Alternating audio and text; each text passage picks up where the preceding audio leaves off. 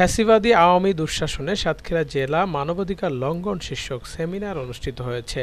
সোমবার সকাল 11টায় মুন্সিপাড়াস্থ আল-আমিন ট্রাস্টের কাজী শামসুর রহমান মিলনায়তনে অনুষ্ঠিত সেমিনারের আয়োজন করে বাংলাদেশ ইসলামী ছাত্র শিবির সাতক্ষীরা শহর শাখা।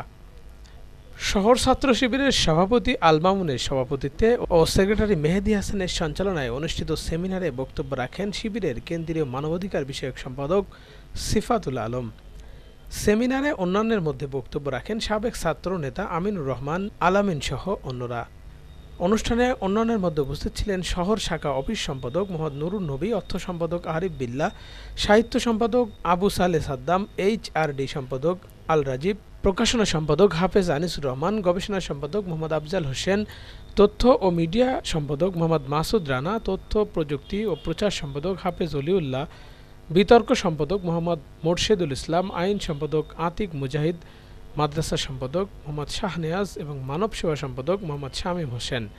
সবাই ফ্যাসিবাদী আওয়ামী দুঃশাসনে আহত, পঙ্গু, নির্যাতিত ও শহীদ পরিবারের সদস্যরা বক্তব্য রাখেন।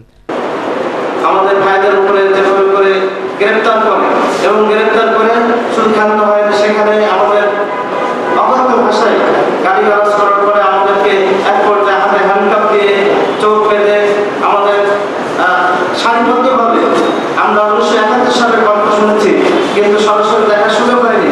কিন্তু 2014 সালে এসে আবার নতুন করে একটি 71-এর ঘটনা আমাদের সামনে জন্ম দিয়েছে এই স্বৈরাচারী আওয়ামী সরকার। সে আওয়ামী দুঃশাসনের চিত্র শুধু আজ থেকে নয়,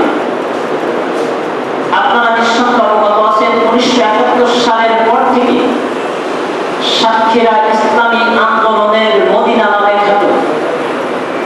এ জায়গাতে আপনারা দেখেছেন জাতীয় সংসদ নির্বাচনে কখনো 2, কখনো 3 এবং কখনো সবগুলো আসনে বাংলাদেশ জামাত ইসলামী নিরঙ্কুশভাবে পার্লামেন্টারি সদস্য হিসেবে নির্বাচিত হয়ে এই এলাকার মানুষের প্রতিনিধিত্ব করার সুযোগ পেয়েছিল।